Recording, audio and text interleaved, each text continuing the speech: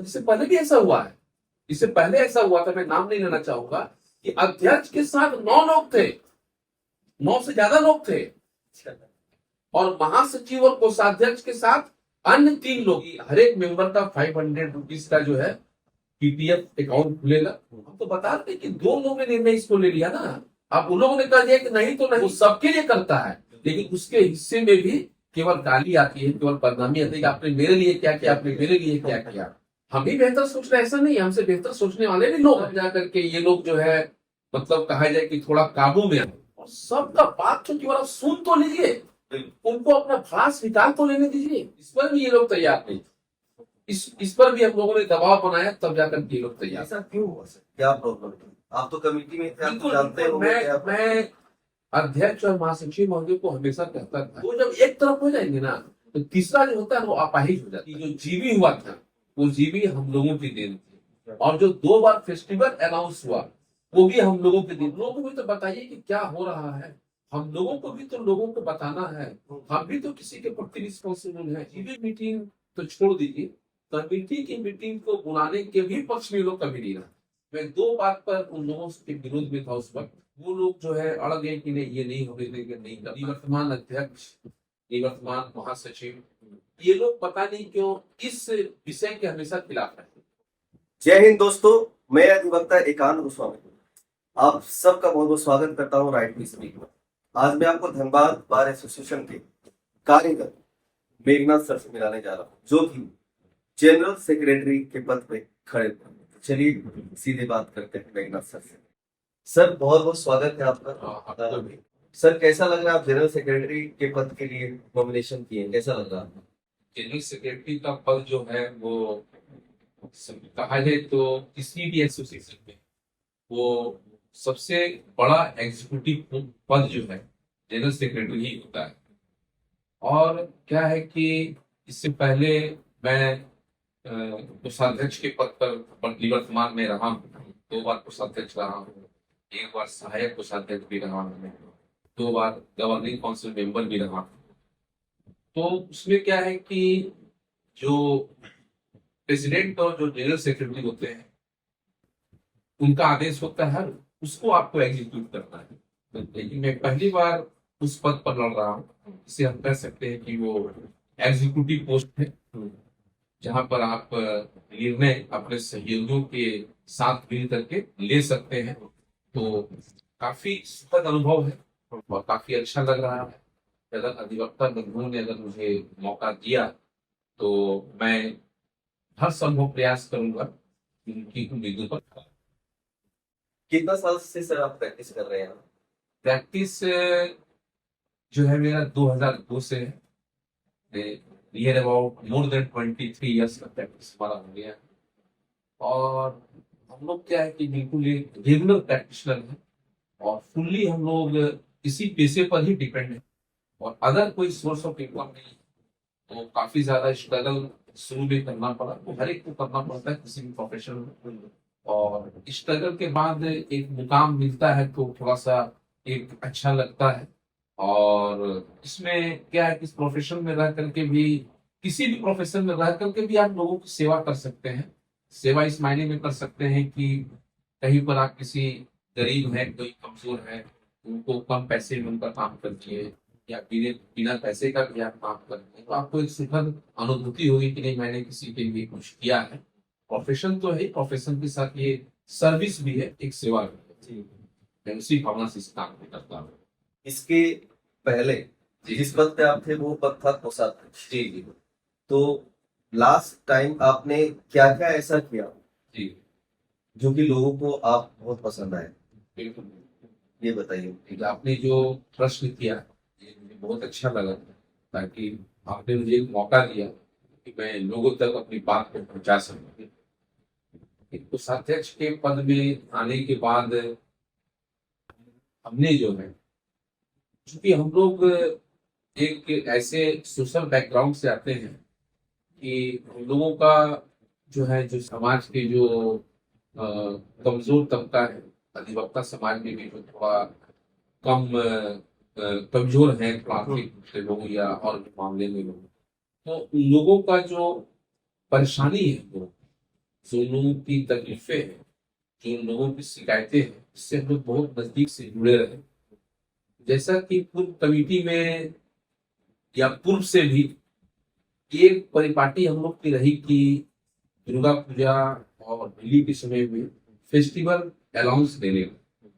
लेकिन दुर्भाग्यवश जो हमारे निवर्तमान अध्यक्ष, निवर्तमान महासचिव, ये लोग पता नहीं क्यों इस विषय के हमेशा खिलाफ है कि नहीं, हम लोगों को फेस्टिवल अलाउंस नहीं देना है, ये पैसे की बर्बादी है, हम लोगों को बिल्डिंग का काम करना है।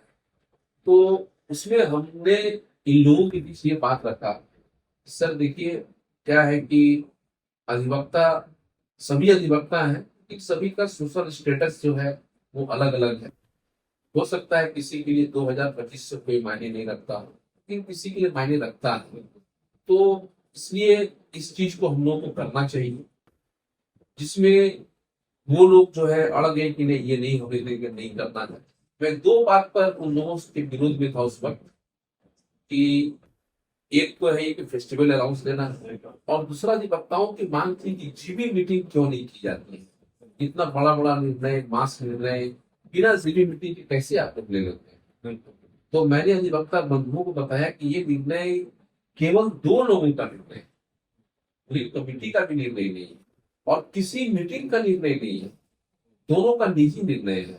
उसी निजी निर्णय के आधार पर ये लोग सारा काम करते हैं। और जीबी मीटिंग तो छोड़ दीजिए, कमेटी की मीटिंग को बुलाने के भी पक्ष में लोग कभी नहीं रहे, कभी नहीं रहे। बहुत बार हम लोगों ने बहुत जबरदस्ती करके कमेटी का भी मीटिंग को हम लोग बुलाते थे। नहीं, कम से कम हम लोगों को भी तो बताइए कि क्या हो रहा है, हम लोगों को भी तो लोगों को बताना है, हम भी तो किसी के प्रति रिस्पॉन्सिबल है। ठीक है, आपके 10 लोग हो सकते हैं, मेरे 2 लोग तो हैं, उनको भी तो हमको बताना होगा।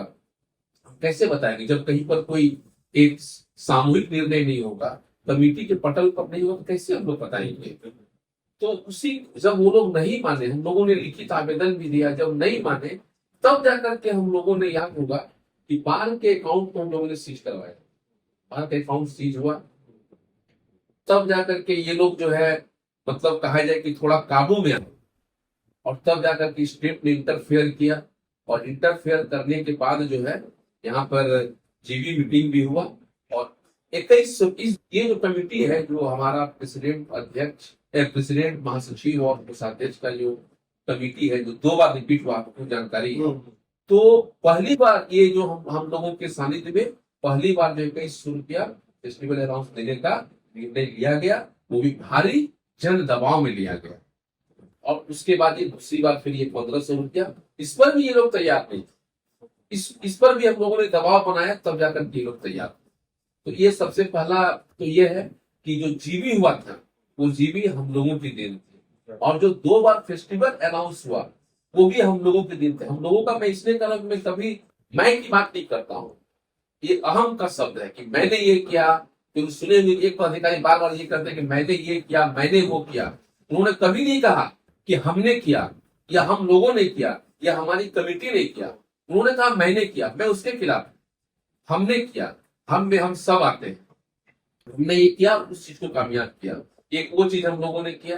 दूसरा, जो अधिवक्ता की मृत्यु पर पहले 50,000 रुपया दिया जाता था, जिसको बढ़वा करके हम लोगों ने 1 लाख रुपया किया। उसके बाद अधिवक्ता की पुत्री के विवाह में जो है 15,000 दिया जाता था, 11,000, जिसको हम लोगों ने 15,000 करवाया। और उसके बाद जो है जो मेडिकल जो हेल्प होता है, उसमें यह है कि जो खर्च होता था उसका पहले 10% दिया जाता था, जिसको हम लोगों ने 20% करवाया।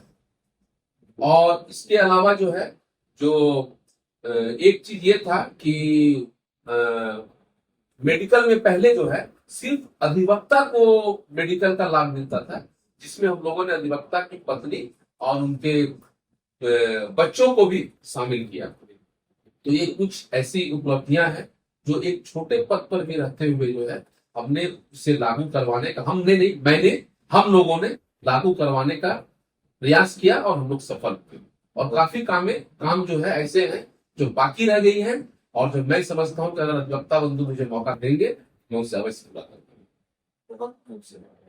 ये तो बहुत अच्छी बात है सर कि आप लोगों ने मिलकर कमेटी के साथ जी जी, जो गलत है उनके लिए खड़ा होकर फिर भी लड़े, बिल्कुल बिल्कुल, ये सबसे बड़ी बात है। बिल्कुल बिल्कुल बिल्कुल। सर ये जीवी मीटिंग जो होती है हाँ, ये 4 साल में एक ही बार हुई, बिल्कुल बिल्कुल, जबकि शायद 6 महीने में एक बार Six होता है। month बिल्कुल, में एक बार बायलॉज में होता है। वही है, बायलॉज में वही है। ऐसा क्यों हुआ सर, क्या प्रॉब्लम था? आप तो कमेटी में थे, आप तो बिल्कुल जानते बिल्कुल, होंगे क्या मैं अध्यक्ष और महासचिव महोदय को हमेशा कहता था। वो लोग कहते थे कि अरे काहे कीजिएगा, ऑफिस साहब लोग आकर के खाली हल्ला करेंगे, गाली गलौज करेंगे। हमने ये भी कहा कि सर हम लोग जब पद धारण करते हैं ना, तो ये समझिए कि कुछ ना कुछ सुनने के लिए ही पद धारण करते हैं। और अगर सुनने की क्षमता नहीं है तो फिर पद धारण करना बेकार है। और मैं तो तैयार हूँ उसके लिए। मैं जानता हूँ कि कुछ भी करेंगे आप, कितना भी अच्छा रहेंगे, कोई घर का जो मुखिया होता है, जो घर का मेन आदमी होता है, जो घर को चलाता है, वो सबके लिए करता है। लेकिन उसके हिस्से में भी केवल गाली आती है, केवल बदनामी आती है कि आपने मेरे लिए क्या किया, आपने मेरे लिए क्या किया। लेकिन उसने अपने लिए खुद नहीं किया। जो भी किया वो अपने परिवार के सदस्यों के लिए किया। उसी तरह हम लोगों ने जो भी किया वो अपने भाइयों के लिए किया, अपने बहनों के लिए किया। और उसके बाद आपको मिलेगी। लेकिन ऐसा भी नहीं कि लोग अप्रिशिएट करने वाले लोग नहीं है, अप्रिशिएट करने वाले लोग भी हैं, जो अप्रिशिएट करते हैं। सारी चीजों को छोड़ के जीवी कम से कम करानी चाहिए। बिल्कुल बिल्कुल, देखिए सीवी कराने से क्या होता है ना, कि मान लीजिए कि ठीक है, कमिटी एक चीज सोच रही है, लेकिन हो सकता है जीबी में जब लोग विचार देंगे तो हमसे बेहतर विचार भी आ सकता है। हम ही बेहतर सोच रहे हैं ऐसा नहीं है, हमसे बेहतर सोचने वाले भी लोग हैं। सर ये बिल्डिंग बनाने में भी काफी सारी बातें हुई हैं, तो बिल्डिंग बनाने के पहले कोई टेंडर नहीं निकाला गया, ऐसे ही किसी को भी दे दिया गया है, वो अपने जी, हिसाब जी, से जी। बना रहे हैं, जिसके कारण सर जी यहाँ का जितना भी चैम्बर है कोई भी एक साइज का नहीं है। हालांकि जब बोला जाता है कि हर वकील एक है, एक समान है, चाहे वो जूनियर हो या सीनियर, प्रोफेशनल कोर्स है, जी जी, हर लोग एक समान है। तो भैया आप जब एक समान बोल रहे हैं, ये सर अदर जितने भी मैंने बात किया हाँ और हाँ हाँ, अधिवक्ताओं से, उन लोगों का कहना है कि अगर भैया आप एक समान समझ रहे हैं तो कम से कम चेम्बर भी तो एक जैसा होना चाहिए था, बिल्कुल बिल्कुल एक साइज का होना चाहिए था। बिल्कुल बिल्कुल। आप पार्किंग के लिए भी बोला गया था कि इसका बेसमेंट में कम से कम एक पार्किंग बना दिया जाए, काफी कुछ था सर। तो क्या यहाँ तक ये क्या सच क्या झूठ क्या है बताइए। एकदम एक जो बात आपने कहा पार्किंग करना, ये बात लोगों ने भी सर आखिर गाड़ी कहाँ लगेगी। आप इतना बड़ा बिल्डिंग फॉर्म कर रहे हैं तो आपने गाड़ी लगाने की जगह चाहिए।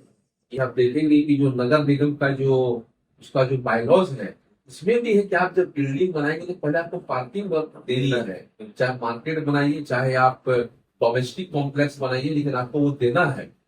लेकिन इसके बावजूद हम तो बता रहे हैं कि दो लोगों ने निर्णय इसको ले लिया ना।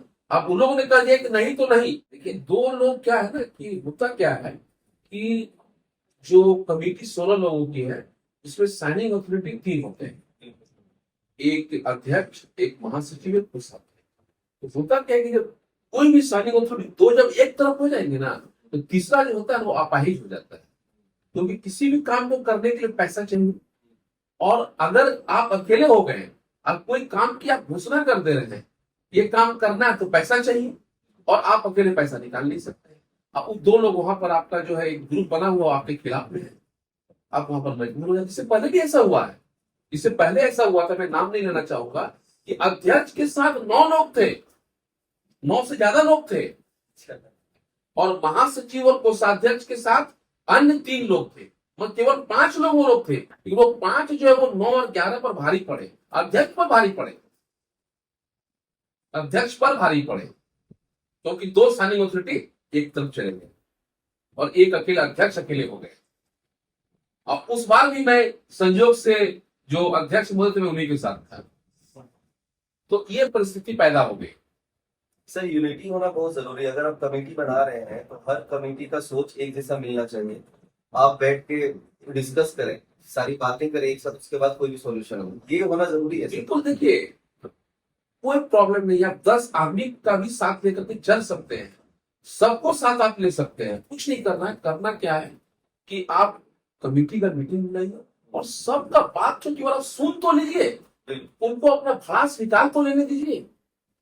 इतना खाली बोलिए, वो अपना बात बोल दे, फिर आप बोलिए ना, आप ही का बात काम होगा, आप ही का बात सुना जाएगा। लेकिन अगला को बोलने तो दीजिए, आप उनका सुनिए तो सही। आप सुनेंगे नहीं और सिर्फ आप कहेंगे नहीं जो हम कर दिए वही करेंगे, तो ये डेमोक्रेसी नहीं है। हम लोग एक डेमोक्रेटिक देश में रहते हैं, डिक्टेटर कंट्री नहीं है ये डेमोक्रेटिक कंट्री है। ये चीज नहीं होना चाहिए कि मैं जो बोल दिया वही लकीर हाँ, हो। मैं जो बोल दिया वही लकीर हो गया, ऐसा नहीं होना चाहिए। ये होने से फिर क्या है ना कि वो धीरे धीरे और ज्यादा वो मतलब कहा जाए कि वो आक्रामक होते चले जाएंगे, और वही चीज हुआ।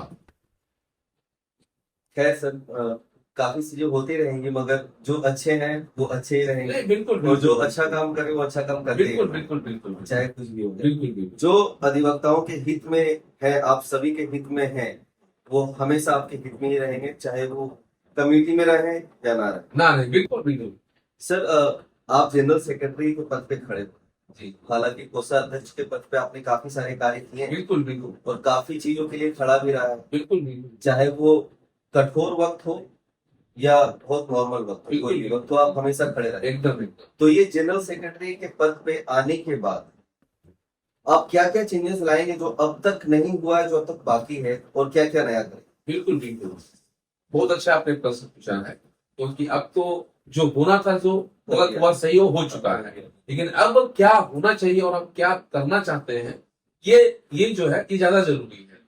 देखिए, मैंने संयोग से आज हम आपके पास हम अपनी बातों को रख रहे हैं, और आज ही मैंने अपना एक तरह से कहा जाए कि घोषणा पत्र जो है वो अपना जो लगाया है, प्रचार बोर्ड लगाया है, उसमें आज हमने फ्लैश किया है। क्या हुआ? मैंने कुल 11 घोषणाएं की है।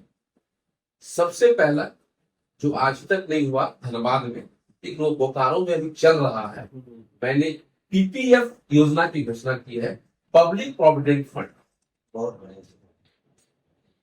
पब्लिक प्रोविडेंट फंड, उसमें क्या है कि साल में एक बार पैसा देना है, 500 देना है, जो बोकारो में भी चला 500 का है। हम लोग का स्ट्रेंथ क्या होगा, लेकिन 500 से कम नहीं होगा, अगर संभव होगा तो ज्यादा करेंगे, या कम से कम उतना करेंगे कि हर एक मेंबर का 500 रुपीज का जो है पीपीएफ अकाउंट खुलेगा, जिसमें आप समझ लीजिए कि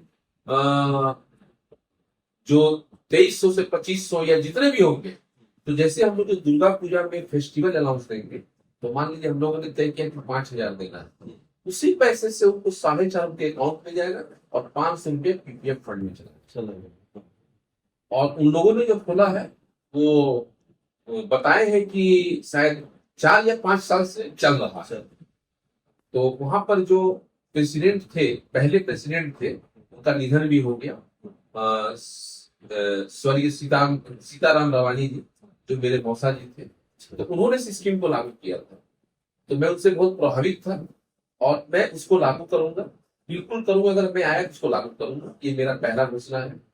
दूसरा घोषणा ये है कि अभी जो क्रिटिकल केयर जो होता है, जैसे कि जो कैंसर वगैरह जैसी जो गंभीर बीमारियां हैं, तो इसमें अभी पार की तरफ से 50,000 रुपया दिया जाता है, जिसको मैं बढ़ा करके 1 लाख रुपया दूंगा। और अधिवक्ता पुत्री के विवाह में जो अभी 15,000 दिया जा रहा है, 11 नहीं अभी 15 है, 11 पहले था, अच्छा, 15 है, उसको मैं बढ़ा करके 25,000 करूंगा। दूसरा कि अभी जो अधिवक्ता की मृत्यु पर हम लोग उनके परिवार वाले को 1 लाख रुपया देते हैं, इसको मैं 2 लाख रुपया करूंगा। तो 1 लाख रुपया आजकल के समय में काफी कम राशि है, 2 लाख होने से थोड़ा उसके परिवार को सहयोग मिलेगा। और तीसरा जो है, एक और काम है कि जैसे आपका जो अधिवक्ताओं के ऊपर जो मुकदमा हो रहा होता है, उसमें क्या होता है कि बार कोई ठोस निर्णय नहीं लेती, और अब जो अध्यक्ष और महासचिव जो अभी थे, वो बार बार क्या करते थे कि पिक एंड चूज किए, किसी का जाकर के एक आदेश कर दिए, इसमें कोई हाजिर नहीं होना है, किसी में कुछ नहीं किया। तो पूछते थे भाई किसी में करते हैं, किसी में नहीं करते हैं। अरे नहीं नहीं, सुप्रीम कोर्ट बोला है कि ऐसा नहीं करना है, वैसा नहीं करना है। बोले सुप्रीम कोर्ट तो बहुत कुछ बोला है, सुप्रीम कोर्ट जो है बहुत कुछ बोला है, ऐसा सब पर तो अमल नहीं हो रहा है। तो हम अपना भाई का हित तो देखेंगे ना, कम से कम इतना तो करेंगे कि भाई मैटर को मैटलाइज तो करा दे हम अपने लेवल से। जब हम उसको रोक लाएंगे तभी तो आपके पास वो आएंगे बात करने के लिए, इतना तो हम लोग कर सकते हैं। तो एक उस पर हम लोग कड़ा निर्णय लेंगे। उसके अलावा जो आपका इलाज वाला है, तो इलाज में क्या है कि अभी खर्च होता है, उसका भी हम लोग 20% देते हैं, ठीक है। और मैक्सिमम सीलिंग कितना है, मैक्सिमम है 20,000। तो उसका जो परसेंटेज तो 20 ही रहेगा, लेकिन सीलिंग को 20,000 से बढ़ा करके 50,000 करेंगे।